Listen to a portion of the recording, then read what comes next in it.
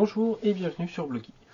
Aujourd'hui je vais vous parler d'une tablette, la Toshiba Folio 100, donc une tablette qui est sortie en 2010, dont j'ai déjà eu un exemplaire en main, en fait qui m'avait pas convaincu, je vous en avais pas parlé. Un exemplaire qui avait beaucoup de soucis.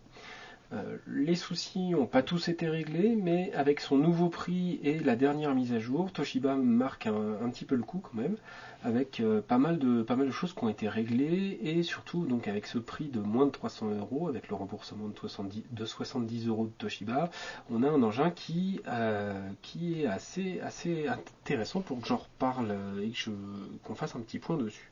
Alors les défauts. On va commencer par les défauts, il y en a deux, il y en a trois, il y en a deux physiques, un logiciel. Donc pour les deux physiques, c'est assez simple. Le premier défaut, c'est ceci, qui a été commis par Toshiba, je ne comprends pas pourquoi.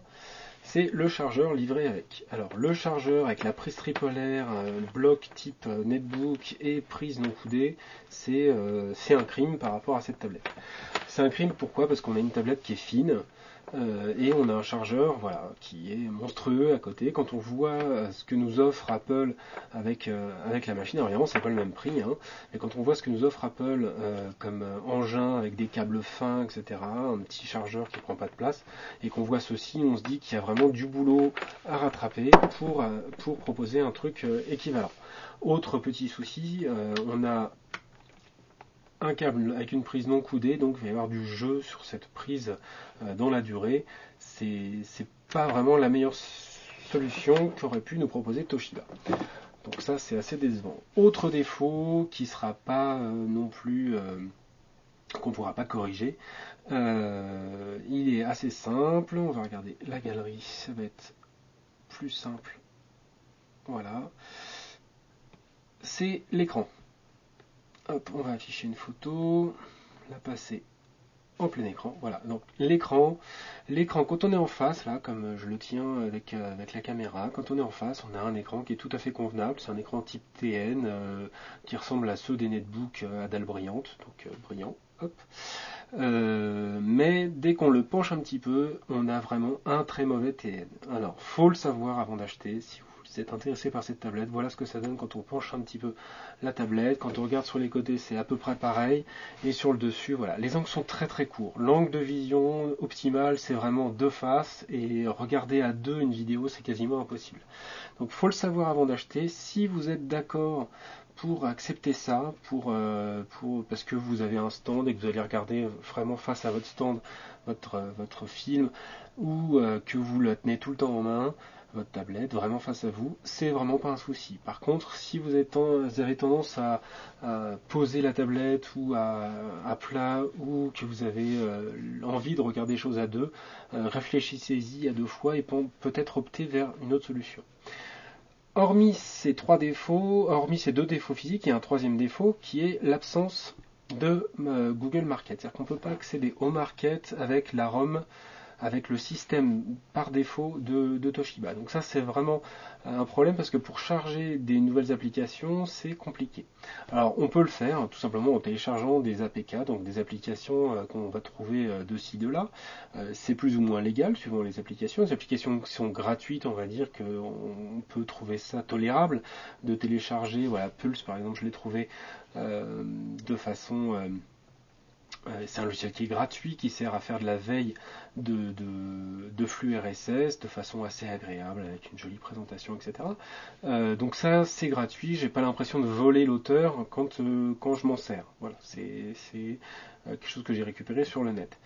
Ça fonctionne très bien avec la tablette, on profite à fond de toutes les capacités. Donc voilà, là j'ai par exemple la possibilité de regarder une vidéo, de la passer directement en plein écran. C'est du Android 2.2, donc ça gère le flash, donc j'ai YouTube parfaitement accessible. Donc voilà, là c'est vraiment ce qui peut se faire de mieux dans le genre. Hop, on baisse.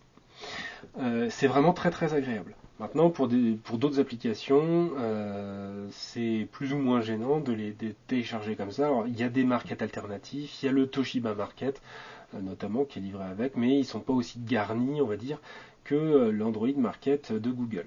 Alors, je ne vais pas rentrer trop dans les détails, mais vous pouvez charger d'autres systèmes d'exploitation que l'Android livré avec Toshiba. Il y en a plusieurs qui sont disponibles. Donc pour les bidouilleurs, c'est vraiment pas mal à ce niveau-là. Et pour, on va dire, des non-bidouilleurs qui vont se contenter du système préinstallé, c'est aussi tout à fait convaincant. Hormis ces trois problèmes, donc chargeur, écran, application, on a une machine qui a corrigé tous ses défauts. Elle n'a plus de déconnexion Wi-Fi avec cette nouvelle mise à jour. Donc on a vraiment un bon débit Wi-Fi, on peut charger très rapidement une vidéo YouTube, télécharger des choses assez lourdes, ça pose plus de soucis. On a un navigateur qui fonctionne parfaitement également. Donc c'est très très agréable de pouvoir aller, là je vais aller sur Blogy rapidement avec le navigateur de base et on va charger une page vraiment de façon rapide et de façon fluide. Une fois que la page va être chargée, voilà, on va pouvoir naviguer de façon assez fluide dedans, donc ça fonctionne vraiment pas mal. C'est très agréable à utiliser, on va dire, beaucoup plus que dans les précédentes versions. On peut lire ça de façon, en deux modes, portrait au paysage. Enfin, voilà, c'est on va dire convaincant. Donc le web fonctionne bien, les applications Flash fonctionnent bien, que ce soit les jeux ou que ce soit les vidéos YouTube, etc. Tout ça, ça tourne bien. La possibilité de lire également, par exemple ici, un PDF. Les fourberies de Scapin, c'est parti, on peut les lire et c'est vraiment pas mal parce que l'écran, une fois qu'il est en face de vous, il est très très lisible, le texte est propre, vraiment, on va regarder ça de près. Voilà. Donc c'est écrit assez gros, ça fonctionne bien en paysage, ça fonctionne bien aussi en portrait. Donc voilà, on a vraiment la possibilité de lire quelque chose de façon tout à fait convaincante avec ce type de tablette, du moment qu'on garde bien cette tablette en face de soi. C'est donc assez agréable pour ces usages-là. C'est également agréable pour lire des BD. Donc voilà, on a Underground qui est une BD gratuite disponible sur Internet. Je vais la zoomer, la passer en plein écran. Voilà. Et donc on a quelque chose qui est tout à fait regardable, les couleurs sont bonnes, c'est agréable à manipuler, à regarder, vraiment ça fonctionne bien. C'est-à-dire que le Tegra est maintenant parfaitement optimisé par le système et donc on a quelque chose de fluide, on a quelque chose d'assez agréable à manipuler et c'est franchement pas mal. Donc le web, le flash, les images, tout ça, ça tourne vraiment très très bien. Voilà, les images, je ne vous ai pas montré tout à l'heure, mais c'est l'écran capacitif réagit parfaitement. Donc voilà, on a un ensemble de choses qui fait que même le multitouch, on peut vraiment zoomer, dézoomer, pincer une image. Je ne sais pas si la rotation ne fonctionne pas sur la galerie. Mais tout ça, voilà, c'est vraiment très très agréable. Avec en plus deux choses qu'il n'y a pas forcément sur des tablettes qui vont être vendues beaucoup plus cher d'ici peu, qui pourtant auront aussi un Tegra 2. Là, il n'y aura pas forcément la même mémoire, le même stockage. Là, on a 16 Go, mais on a un lecteur de carte SDHC, donc on va pouvoir étendre la mémoire à 32 Go en plus, donc passer de 16 à 32 plus 16. On a également ici quelque chose d'assez magique, c'est-à-dire deux ports USB, un port USB standard, donc on va pouvoir brancher une clé USB, on va pouvoir brancher un disque USB s'il est alimenté par ailleurs, et par exemple une caméra USB, on peut la brancher dessus et regarder ce qu'on vient de filmer avec la caméra. Alors ça c'est le genre de truc, vous rentrez de balade, vous avez filmé avec vos enfants, vous avez ce type de tablette et vous allez pouvoir directement regarder sur la tablette ce que vous avez filmé, c'est vraiment pas mal. On va en profiter pour le brancher. On a également un USB host pour brancher par exemple sur un appareil photo. Regarder directement les images qu'il y a dans un appareil photo, donc ça c'est ce genre de fonctionnalité aussi assez sympa. Une sortie HDMI, c'est-à-dire que vous allez exploiter le Tegra qui sait lire, pour rappel, du 720p, du 1080p, et vous allez lire les fichiers par exemple sur un disque externe ou par exemple du YouTube et le balancer sur un écran de télévision beaucoup plus grand, donc vous en servir comme jukebox audio et vidéo, la prise balançant aussi le son. On regardera la vidéo et le son tout à l'heure. Un port casque micro, donc avec un casque micro vous allez pouvoir très facilement vous enregistrer ou écouter de la musique avec la tablette. Le port d'alimentation, sur le dessus un bouton de démarrage, les boutons de volume habituels, et sur le côté quelque chose pour bloquer donc la rotation de l'écran, sur le dessous le dock, la prise pour le dock qui n'est pas livrée par défaut. Dernière chose en façade, une webcam, un micro. Donc voilà, c'est une solution qui date de 2010, mais avec cette nouvelle ROM et le Tegra 2 qui est interne, on a une solution qui est tout à fait viable pour cette nouvelle année. Ça fonctionne bien avec tous les jeux Flash, ça fonctionne bien avec les jeux type, voilà, ici Angry Birds, tout le monde connaît. Ça fonctionne aussi bien avec cette machine qu'avec un iPad, par exemple. Alors, on peut zoomer, dézoomer, pincer, naviguer, enfin vraiment ça fonctionne parfaitement bien avec ce type d'engin. On a le même niveau de confort de navigation, etc.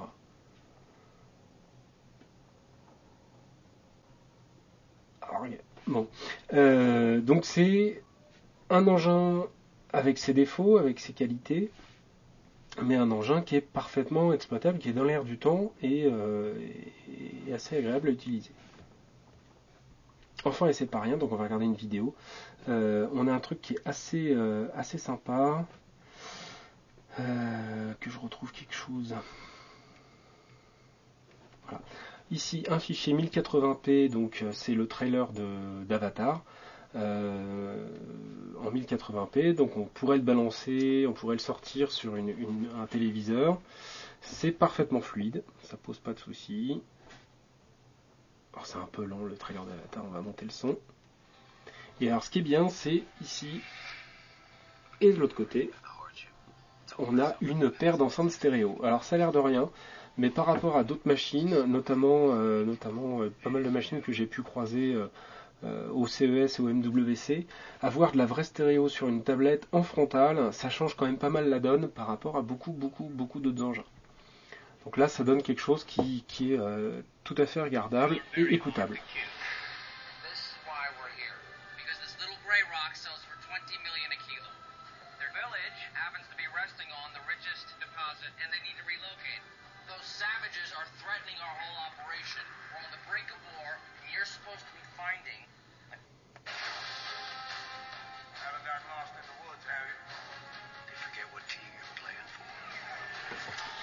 Donc à qui je vais pouvoir conseiller cette tablette? En fait c'est assez bizarre parce qu'à deux extrêmes. Alors d'abord à des gens qui vont pas trop souffrir de l'absence de Google Market, c'est-à-dire que des gens qui vont pas forcément chercher en permanence de nouvelles applications, mais qui vont se suffire du navigateur, qui vont se suffire de Document2Go pour regarder leurs PDF, etc., qui vont se suffire de la galerie pour regarder leurs vidéos et leurs images, qui vont pouvoir donc télécharger, récupérer des images depuis un appareil photo numérique et les regarder sur cet écran. Voilà, c'est pour des gens, on va dire, avec un usage basique de ce type d'engin, quelqu'un qui cherche une machine pour vraiment, par exemple, regarder la météo sur le net ou réserver un billet de train, ça suffit amplement. Donc vraiment, usage basique, une solution qui est viable. Et à l'inverse, on a les geeks, ceux qui vont s'amuser à télécharger des ROM alternatives, à trouver des bidouilles pour pouvoir exploiter au mieux tel ou tel logiciel, etc. Qui vont aller écumer les forums pour trouver vraiment tout ce qu'il y a derrière en fait cette tablette. Alors moi je disais il n'y a pas si longtemps qu'il n'y avait pas forcément une vraie communauté derrière la Folio 100, en fait c'est faux. Je me suis trompé, je le reconnais humblement.